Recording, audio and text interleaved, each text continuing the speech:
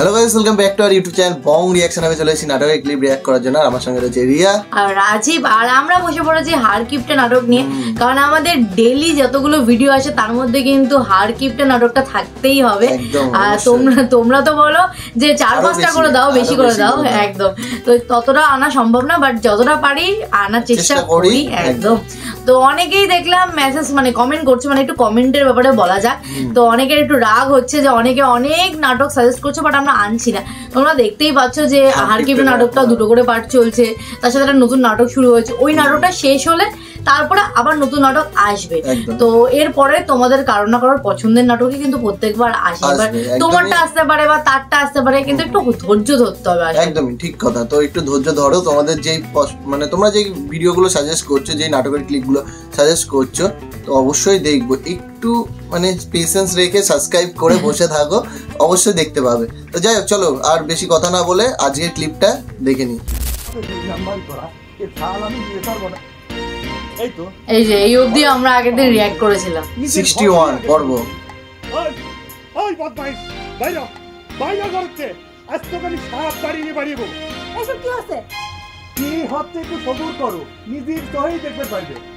গেলে কথা কানে যাচ্ছে না। বাইরে তুই মানুষের সাথে যুক্তি করে আমার সর্বনাশ করিস। বাড়ি এসছে কিসের জন্য?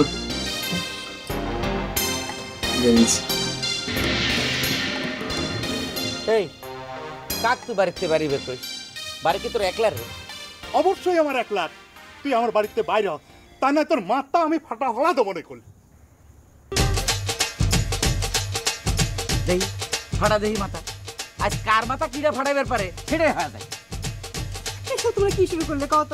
মজু ভাই তুমি ঘরে যাও তো, এইসব ফালতু লোকজনের সঙ্গে কথা কওয়া দরকার। কি করলে তুমি? আমি ফালতু লোক? হ্যাঁ, আমি ফালতু লোক? ছোট হয়ে আমার মাথায় বাড়ি দিবে চালিয়ে, আর তার পক্ষ নিয়ে তুমি আমার ফালতু করে দিলে। অবশ্যই তুমি ফালতু। না হলে নিজের মায়ের পেটের ভাই বাড়ি থেকে বাইরে হয়ে যাবে কও? তার অধিকার নেই বাড়ি? না, কোনো অধিকার নেই। আমি উইয়েকে এই বাড়ি থাকতে দেবো না, এটাই আমার শেষ কথা। এসব শয়তানের মুখ আমি দেখতে চাইনি। এই তুই পারলি আমাকে নামা দেই কেমন পারিস? তোর যদি কোনো অসুবিধা থাকে তাহলে তুই নামে যাই বাড়িতে। তোমাকে বাড়ি তোমরাই থাকো, আমি এই বাড়ি ছেড়ে চলে যাবো। আমার এসব ছোট লেগে কারবার সহ্য হচ্ছে না।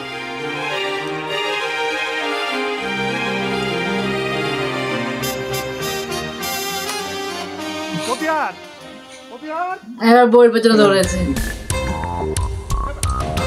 ধরে নিয়েছে শালাকে। কই মিলনের সর্দি কই? সর্দি কি হয়েছে? আর তুমি এনে সে এত জোরে জোরে চাচাচ্ছ কি হচ্ছে? সর্দি ফেলে কিন্তু রাখতাম। এত কি লাভ হইতেছে? এত সাউন্ড নেই কই সর্দি? এই তো মিলনের সর্দি আই এবছর কি সুন্দর। তোমার বাইরে ফরাত ভাঙ্গি আবার গড়াইতো হেনতে বাঁচাই লই আইছি। তাও যদি মিলনের সর্দির আমার প্রতি একটু সদয় হয়। একটা কাম করো, ওগুলো ডরাইছে, কায়দা মতো ডরাইছে। ঘরের মধ্যে নিয়া একটা লোহা গরম করিয়া পানিতে দেবা, সেট করি উঠবে। ওই পানি ওরে খাওয়াবা। তোমার মধ্যে আছে এই সিস্টেম আছে? মানে তুই কিন্তু খুব বাড়াবাড়ি যাচ্ছিস, বুঝতে পারিস? এই ফরাদ আবার কি হচ্ছে সেটা আমি দেখতাম। এই কি বাচ্চা চাল বল? হ্যাঁ, তুই আমার সাথে জোর করে বাড়ির ঘরে এসে আর উল্টো পাল্টা কথা শুরু হয়েছে। পাল্টিয়ে গেল পুরো। তুই কি তুই না অন্য কেউ? দেখছো তামসা দেখছো? তোমার দেখতে আর সাহস দিবা ঠিক আছে। একটু আগে ফরহাদ যেকালে ভাঙবে আরে কয় হেকালে আসছে জামাই বাবু কই এই পায় দাও। জামাই বাবু কসরে? এই সত্যি এটা সম্পূর্ণ একটা মিথ্যা। এই তোর বই কি কিছু বাধা না? সত্যি একটা কথা বিশ্বাস হল। আমি লিওন বেলা করে যাচ্ছে, যা সান করিয়া ওকে এই শিবেন কেমন একটু চুপ হয়ে গেল মাঝে। রাগাও না, কত কষ্ট করে আমি আইলাম। তোমার একটু রাগ দেখুন, তোমার রাগ দেখতে কিন্তু তোমার ফাইন যায়। বেলা করে যাচ্ছে, আমি তোর ভাত বাড়িচ্ছে চান করিয়া। শিওরি রাগলো না। ও আগের দিন ওই নহর এসেছিল মনে হয়, ওই জন্যই মনটা খারাপ। নহরও মানে বাড়ি ছেড়ে চলে যাবে বলছে। মিলন গুলো স্নান করতে না যাইয়ে ঘরের মধ্যে আনছে। কি রকমের ছোট লোক ওই নজর আলী? হ্যাঁ কি করেছে শুনেছিস? কি করেছে আব্বা? ফজরের সঙ্গে চুমকির বিয়ের জন্য নজর আলী তার নিজের নামে 5 বিঘা সম্পত্তি দলিল করে চাইছে। চুমকির আব্বা কি রাজি হয়েছে? সেইটা অবশ্য আমি জানি না, তো এই কথা জানলো কি করে? জমির পরিবর্তে মুখের উপরে জুইতের বাড়ি দিতাম।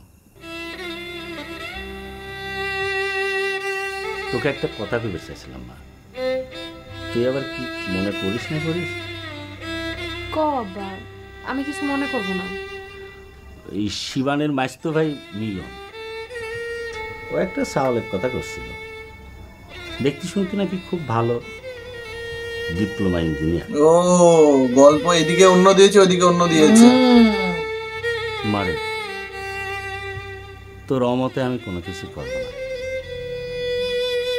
যদি তোর কোনো আপত্তি না থাকে তাহলে আমি ছেলেটার একটু খোঁজ খবর নিয়ে দেখতে পারি। তোমরা যা ভালো মনে করো করো আব্বা, আমার কোনো কিছুতেই আর আপত্তি নেই।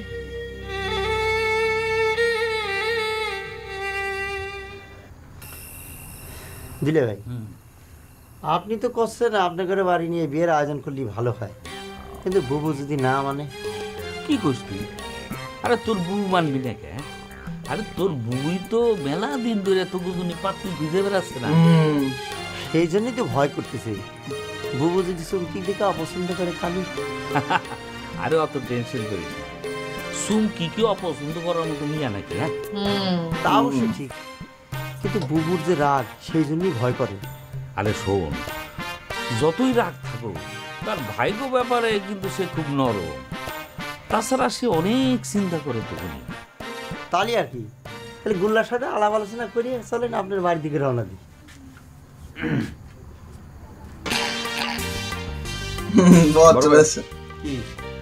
তোর সাথে আমার জরুরি একটা কথা আছে, একটু বাইরে আয় তো। এই নে, সমস্যা কি? কইলাম তো সমস্যা আছে, বাইরে আয়, কথা করছি। আয় যারে ফজর যা, বহর আমার সামনে কথা করতে লজ্জা করতেছে। বহর আব্বা যখন তার বিটাগো বিয়েতে মত দেওয়া শুরু করছে, সেই সুযোগে তুইও। দুলে ভাই, আমার ব্যক্তিগত বিষয় নিয়ে তো আপনার এত চিন্তা ভাবনা করার কোনো দরকার নেই দিলে ভাই। আমি বড় ভাই, ওটা ফটো আছে নাকি? ফটো আর তো নেই, ছিঁড়ে দিয়েছে। আছে রে বহর, আছে, আমারও চিন্তা করার ব্যাপার আছে রে। দুলাভাইও আছে, বহরের পিছনেও লাগে। আব্বা তো জিজ্ঞেস করতেছিল চুমকি কি খবর নিয়ে আইছিল, ওই আব্বা কি রাজি হয়েছে? হ্যাঁ রাজি তো। তাহলে এবার এই কথাটা তুই আব্বার কাছে কোশ নিয়ে কিসের জন্য? আব্বা টেনশন করতেছে না? আব্বা কোষ টেনশন করার কোনো কাম নাই, কাম কাজ সারালি পরে চুমকির বাপ এসে সব কিছু জানা যাবে নি। বড় ভাই, এই কথাটাই তো তুই আব্বার কাছে আগে কয়ে আসতে পারতি। তুই যা দায়িত্ব জ্ঞানহীন হয়েছিস। যাক গে, শোনে একটা জরুরি কথা, কাল সকালবেলা ঘুমের তো উঠে তুই চুমকির আব্বার সাথে দেখা করবি। তাক কবি জমি 5 বিঘে না, আরও 1 বিঘে যোগ করে 6 বিঘের জন্য দলিল তৈরি করে। 6 বিঘে কিসের?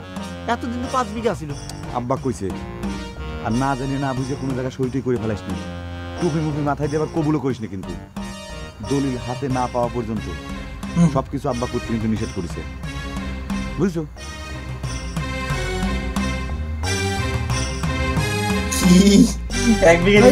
নিয়ে নেওয়া নিতে চাইছে, আব্বাও আছে। এটা কিন্তু ঠিক হচ্ছে না মতি, তুমি মাইরেও জিতলে আবার কায়দেও জিততে চাইছো। কি হলে কথা করছো ওনাকে? তুমিও বলে আমাকে ফালতু টালতু গা দিয়ে কিছু কইছাও, তাই বলে আমি কিছু মনে করতেছি না। কও যা ইচ্ছে কও, যা ইচ্ছে করো। দরকার জেলাটির হাতে করে গ্রাম পাহারা দিবার গেছিলে, সেইটা নিয়ে এসে আমার মাথায় বাড়ি দাও। মানা করতেছি কিটা? দেও তো পাগল, কি কথা কও? আমি কি তোমার মাথায় বাড়ি দিবার পারি? যে নিজের ভাইয়ের পেটের ভাইয়ের মাথায় বাড়ি দিবার পারে, সে সব কিছুই পারে। তুমি বলে একতরফা বন্ধুর পক্ষলে কথা করছো। আমি রাগ করে মনে হয় খুব অন্যায় করে ফেলাইছি, তাই নিয়ে সে যে অকামগুলো করে বেড়াচ্ছে তার কোনো দোষ নাই, তার কোনো দোষ নাই। যদি কই তুমি তাকে এসব করতে বাধ্য করতেছ, এক কিপটে এসে তোমাকে কইলো যে মজদুর দোকান ধ্বংস করে দিছে, আর অন্যি তুমি আরেক কিপটে সেই কথা বিশ্বাস করে মজদুরকে দোকান থেকে নামাই দিলে। তার কাছে দুইটা কথা জিজ্ঞেস করছিলে। তুমি কবে যাচ্ছ? বহু মিথ্যে কথা কয়েছে, হাজার হলেও সে আমার বন্ধু মানুষ। ওই বহর কিপটেই তো তোমার বন্ধু হবি, আর কিপটের বেটা, আর তুমি হচ্ছে আরেক কাইটছে কিপটে। তুমি বারবার আমার কিপটে কিপটে করে ফুটা দিয়ে না, আমার মতন খরচের হাত খুব কম মানুষেরই আছে। তোমার খরচের টালে হাত খালি খাওয়া হয়ে যাচ্ছে। এই নিয়ে আমি আর কোনো কথা কবার চাইলে আমার ব্যাগপত্র গুছানো শেষ, সকালে উঠে আমি চলে যাব। তোমরা তখন যত খুশি ভাই ভাই খুনাখুনি করো। মহা মুশকিল। আমি যেটা করতেছি সেটা তো তার ভালোর জন্যই করতেছি। সে যেসব সঙ্গর সাথে মিশে খারাপ হয়ে গেছে সেইটা ভাঙার জন্যই তো। কিরামের সকলেই খারাপ, খালি তুমি আর বর ভালো, তাই রে? নিজে যে চাই ভেজাল দাও, বরিক পাউডারে ময়দা মিশাও, এগুলো মনে হয় খুব ভালো, তাই রে?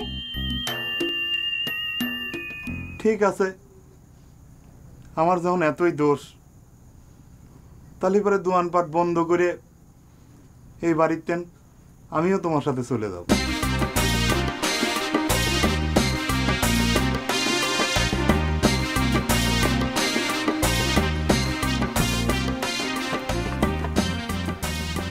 আমার বাপের বাড়ি ভাবলি পারে খুব খারাপই লাগতেছিল নহর। এত বছর একসাথে দুজনে এক বিছানায় জড়া ঘরা থাকতাম, বিয়ে করলি তো আলাদা হয়ে যাওয়া লাগবেনি, তোর একলা থাকা লাগবেনি। একলা থাকা লাগবে না রে বড় ভাই, ভূপেনের সাথেই থাকবো। কি কোস? ভূপেনের ঘরে এনে তুলি পরে বহর তুলকানা কাণ্ড বাধা দিবেন না? না, ভূপেনের তো বাড়ি করবো না, সিদ্ধান্ত নিয়েছি ভূপেনের সাথে আশ্রমে চলে যাব। কি সব আজেরা চিন্তা করিস ক? একবার খালি আমার বিয়েটা হয়নি, তোর বিয়ে কেউ ঠেকাবার পারবেন না। একবার খালি বিয়ের জোরটা খালি উঠে নি। না রে বড় ভাই, আমার ভাগ্যটাই খারাপ। না হলে পরে রেশমার বাপেরে আমার আব্বা অপমান করবে কি জন্য?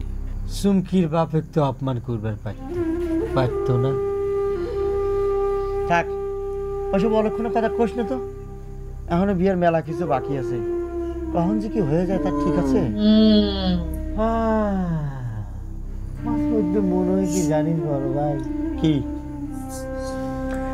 একটা লোক যদি হঠাৎ করে হাঁটিটাক করে মারা যেত, কি অবস্থা বাবা, মানুষের উপকার। থাক ভাই, ওইসব কথা কোস নেই। মহাবলী তো সে আমাদের আব্বা, জন্মদাতা। জন্মদাতা কি জন্য যে সে আমাকে জন্ম দিয়েছে রে বড় ভাই। ভূপেনের তো তার একটা সুবিধা আছে, তার মা নেই, যখন যেখানে ইচ্ছে চলে যেতে পারে।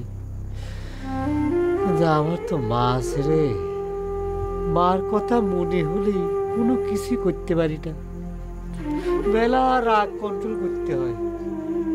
ভাই তুই মন খারাপ করিস না ভাই, আমাদের বিয়েটা খালি হয়ে যাক। আমি তোর কথা দিচ্ছি, তোর বিয়ের সব ব্যবস্থা আমি করব। আমি বড় ভাই গার্জেন হিসেবে দায়িত্ব নিব। এত বছরে তুই যে ব্যবস্থা করিস বড় ভাই, আর বিয়ের পর কি তুই রাতারাতি প্রেসিডেন্ট হয়ে যাবি দেশে যে আমার বিয়ের ব্যবস্থা করব? পারবো না, পারবো না। আমি তো কিছুতেই ইমোশনাল সিনই চলছে যতক্ষণ না এই বর বলতে বারবার ভুলে ফজরের বিয়েটা না হচ্ছে ততক্ষণ একটা জিনিস ক্লিয়ার হচ্ছে না।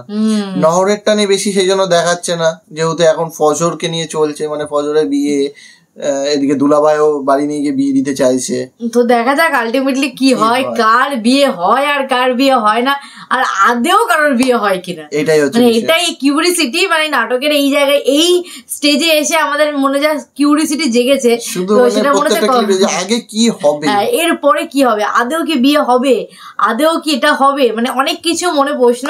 বাট এই প্রশ্নগুলোর উত্তর ভিডিওগুলো না দেখলে পাওয়া যাবে না। তো সঙ্গে থেকো, সাবস্ক্রাইব করো যারা নতুন, আর লাইক শেয়ার করতে ভুলো না। আর এরকমই তো পার্ট যেরকম আমরা দেখছি পরপর আনতে থাকবো। তো চলো দেখা হচ্ছে নেক্সট ভিডিওতে, ততক্ষণের জন্য টাটা।